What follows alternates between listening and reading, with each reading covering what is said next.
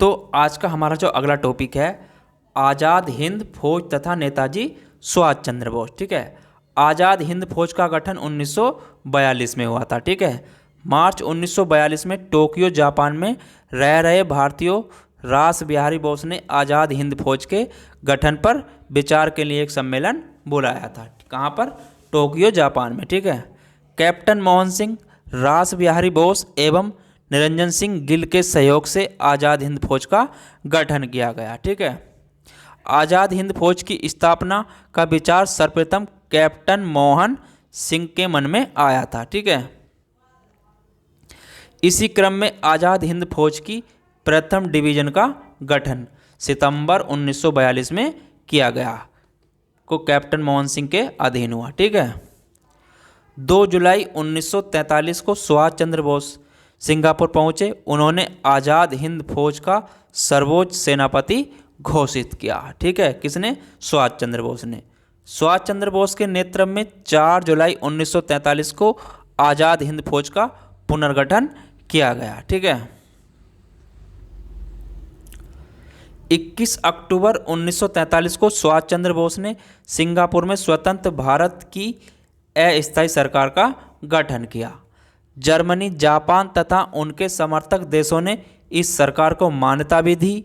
ठीक है, इस सरकार ने मित्र राष्ट्रों के विरुद्ध युद्ध की घोषणा कर दी। ठीक है, सुभाष चंद्र बोस ने दिल्ली चलो, जय हिंद तथा तुम मुझे खून दो मैं तुम्हें आज़ादी दूंगा का नारा दिया था। किसने? सुभाष चंद्र बोस ने। ठीक है, सुभाष चंद्र बोस ने रानी झांसी रेजिमेंट के नाम से एक महिला रेजिमेंट भी बनाई। ठीक है, आज़ाद हिंद फौज के 3 अन्य ब्रिगेडों के नाम गांधी ब्रिगेड, नेहरू ब्रिगेड और सुभाष ब्रिगेड रखे गए। ठीक है, 6 जुलाई 1944 को सुभाष चंद्र बोस ने रेडियो पर बोलते हुए महात्मा गांधी को संबोधित किया।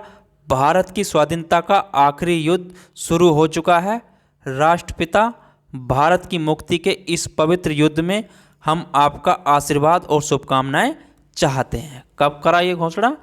6 जुलाई 1944 को। ठीक है, जापान की सेना द्वारा अंडमान और निकोबार द्वीप को सुभाष चंद्र बोस की सरकार को सौंप दिया गया। ठीक है, जापान की सेना द्वारा। ठीक है,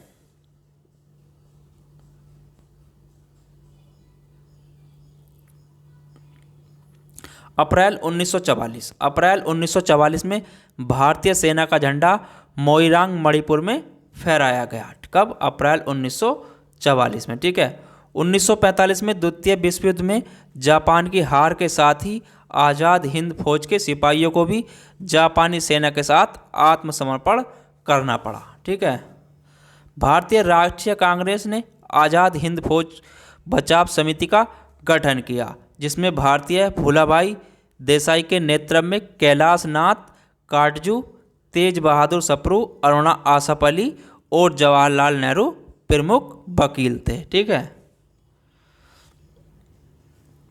सुभाष चंद्र बोस सिंगापुर से जापान चले गए और एक अनुमान के आधार पर ताइपेई हवाई अड्डे पर एक विमान दुर्घटना में 18 अगस्त 1945 को उनकी मृत्यु हो गई। ठीक है, 1945 ईस्वी में आज़ाद हिंद फौज के सिपाहियों के आत्मसमर्पण के बाद ब्रिटिश सरकार ने उन पर सरकार के प्रति निष्ठा की शपथ तोड़ने के आरोप में दिल्ली के लाल किला में मुकदमा चलाने का निर्णय लिया। ठीक है, सरकार के इस निर्णय के विरुद्ध संपूर्ण देश में आंदोलन शुरू हो गया। ठीक है,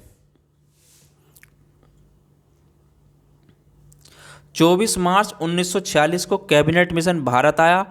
भारत मंत्री लॉर्ड फैथिक लॉरेंस इसके अध्यक्ष तथा अन्य 2 सदस्य स्टेफोर्ड क्रिप्स अध्यक्ष बोर्ड ऑफ ट्रेड तथा AB अलेक्जेंडर नौसेना मंत्री थे। ठीक है, कैबिनेट मिशन के त्रिस्तरीय शासन व्यवस्था सुझाई गई थी। ठीक है, कैबिनेट मिशन के भारत आगमन के समय मौलाना अबुल कलाम आज़ाद भारतीय राष्ट्रीय कांग्रेस के अध्यक्ष थे। कौन?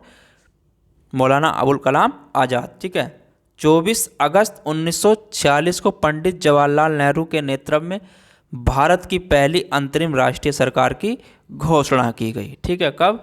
24 अगस्त 1946 को। ठीक है, वर्ष 1946 में गठित अंतरिम सरकार में आसफ अली को रेल और परिवहन विभाग सौंपा गया। ठीक है, मुस्लिम लीग ने 16 अगस्त 1946 को सीधी प्रत्यक्ष कार्यवाही दिवस कलकत्ता में मनाया। ठीक है, कैबिनेट मिशन योजना के अंतर्गत संविधान सभा का गठन किया गया। कैबिनेट मिशन योजना के अंतर्गत। ठीक है, कैबिनेट मिशन योजना के अनुसार जुलाई 1946 में संविधान सभा के चुनाव हुए। ठीक है, कब हुए? जुलाई 1946 में। ठीक है, भारतीय स्वतंत्रता के समय क्लीमेंट आर एटली ब्रिटिश प्रधानमंत्री थे। ठीक है, भारत के विभाजन का प्रस्ताव स्वीकृति के समय कांग्रेस के अध्यक्ष जेबी कृपलानी थे। ठीक है, फ्रैंक मैरिस जवाहरलाल नेहरू के जीवनीकार थे। फ्रैंक मैरिस कौन थे? जवाहरलाल नेहरू के जीवनीकार थे। ठीक है, लॉर्ड माउंटबेटन स्वतंत्र भारत के प्रथम गवर्नर जनरल और चक्रवर्ती राजगोपालाचारी स्वतंत्र भारत के प्रथम भारतीय गवर्नर जनरल थे। ठीक है, डॉक्टर पट्टभी सीतारमण भारतीय राष्ट्रीय कांग्रेस के सरकारी इतिहासकार थे। ठीक है, पंडित जवाहरलाल नेहरू का कथन था, प्रत्येक वस्तु प्रतीक्षा कर सकती है परंतु कृषि नहीं। ठीक है, भारत छोड़ो आंदोलन के समय महात्मा गांधी ने कहा था, आज़ादी हमारी पहुंच के अंतर्गत है, हमें इसे कसकर पकड़ना चाहिए। ठीक है, तो आज का टॉपिक हमारा यहीं समाप्त होता है। चलिए फिर मिलेंगे आपको अगले नए टॉपिक पर। जब तक के लिए धन्यवाद।